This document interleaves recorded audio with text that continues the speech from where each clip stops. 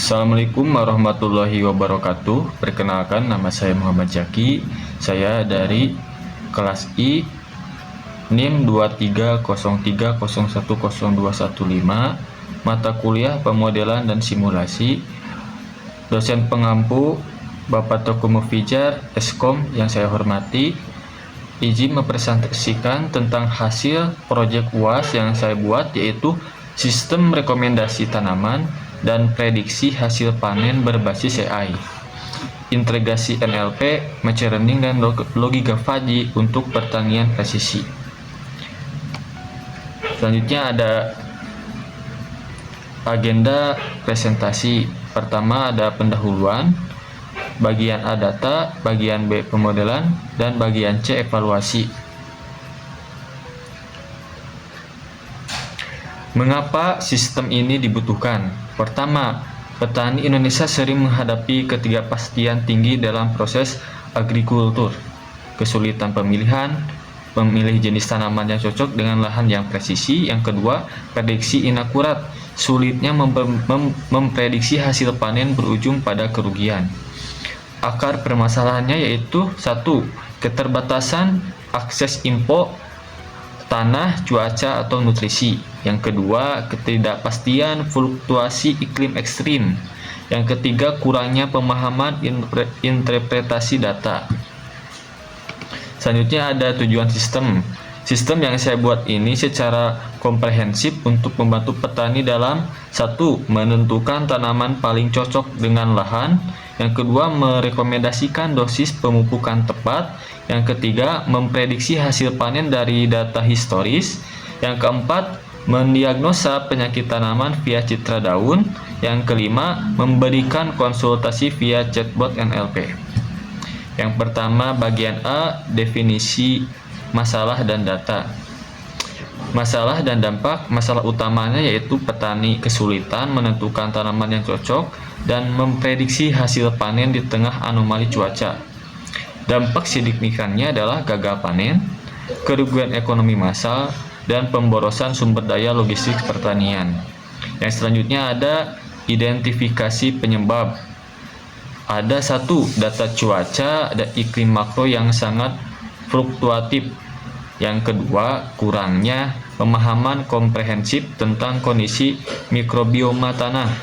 Yang ketiga, keterbatasan akses terhadap teknologi sensor presisi di daerah rural. Selanjutnya, input data yang dibutuhkan. Bisa lihat di samping, ini adalah contohnya adalah data struktur CVS atau DB.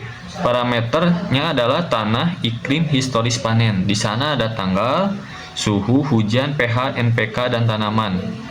Di sana juga ada contoh data tidak terstruktur JSON-nya, bisa dilihat di samping. Selanjutnya, teknik data cleaning dan pre-processing.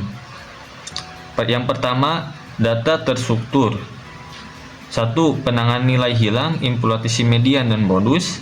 Yang kedua, deteksi outlier, metode EQR. Yang ketiga, normalisasi, min max scaling 0 sampai 1. Yang kedua, data text NLP. Yang pertama, case polling, tokenisasi kalimat. Yang ketiga, stop word retrieval. Yang keempat, stemming dan lemmatisasi ID. Yang ketiga ada data citra atau visual. Yang ke-1, raising standar, normalisasi pixel. Yang terakhir, data argumentasi. Selanjutnya adalah bagian B, arsitektur sistem terintegrasi. Di sana ada data terstruktur yang pertama, yang kedua ada data teks, yang ketiga ada data citra. Data terstruktur itunya ke machine learning. Terus data teks menggunakan NLP model, BERT atau INDRN. Selanjutnya ke logika fuzzy, penanganan ketidakpastian, dan outputnya adalah rekomendasi dan prediksi. Terus ada data citra yaitu CNN model untuk menentukan penyakit pada daun. Selanjutnya, modul NLP pengolahan data tidak terstruktur. Fungsi memahami laporan petani dalam bentuk teks atau suara.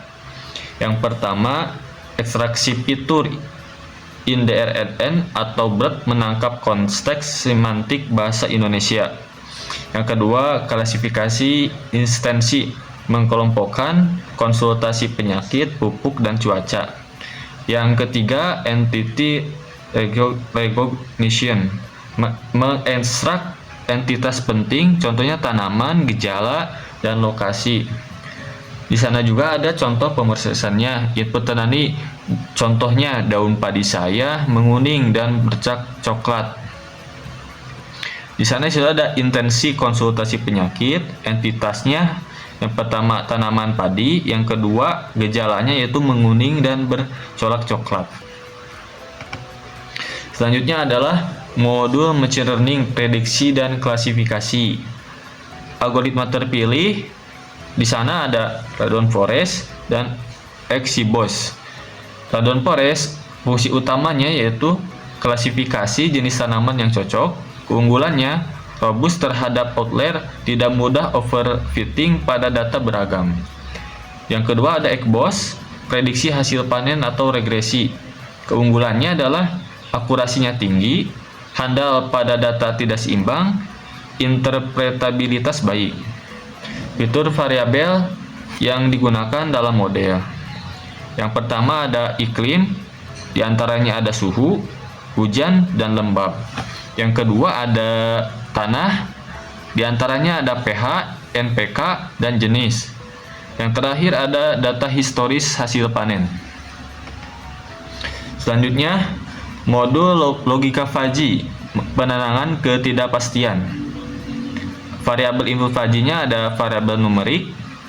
Yang pertama curah hujan, himpunannya ada rendah, sedang, dan tinggi. Terus selanjutnya variabel yang kedua ada suhu atau Celcius, himpunannya adalah dingin, normal, dan panas. Yang ketiga ada variabel kandungan, himpunannya ada rendah, sedang, dan tinggi. Contoh aturannya atau rules. Yang pertama, if hujan tinggi and suhu normal. Artinya, jika hujan tinggi, maka suhu normal. Rekomendasinya adalah padi. Yang kedua, if hujan sedang and panas and tinggi. Rekomendasinya adalah jagung. Terus, if hujan rendah and panas and rendah. Mengartikan rekomendasinya adalah kedelai.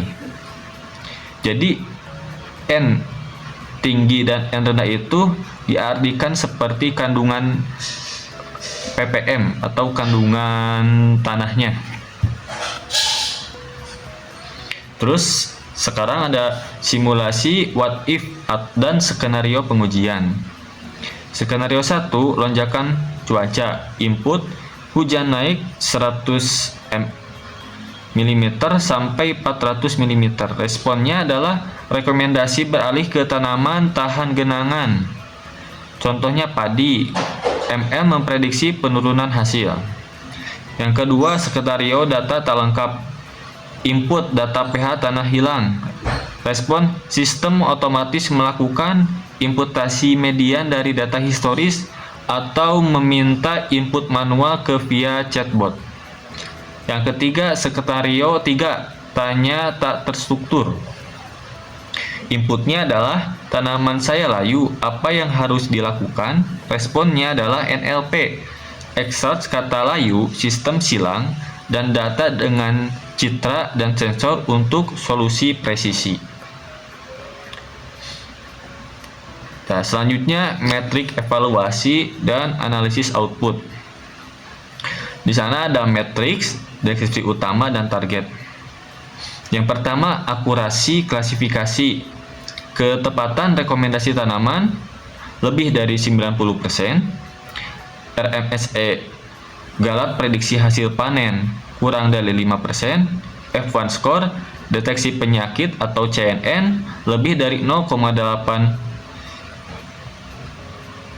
Selanjutnya kepuasan UX, survei utilitas pada petani lebih dari 4/5. Dampak nyata sistem. Yang pertama untuk petani. Hasil panen meningkat 10-15%. Efisiensi pupuk menekan biaya produksi. Yang kedua, pemerintah. Data agregat akurat untuk perencanaan ketahanan pangan nasional. Yang ketiga, industri. Rantai pasok supply chain logistik pasca panen menjadi lebih terprediksi. Kesimpulannya adalah sistem sukses mengintegrasi NLP, ML, dan logika Fajri untuk pertanian. Yang kedua, mampu mengolah data terstruktur, sensor atau iklim, dan tidak terstruktur, teks atau citra. Yang ketiga, memberikan solusi hulu ke hilir, rekomendasi, prediksi, dan diagnosis.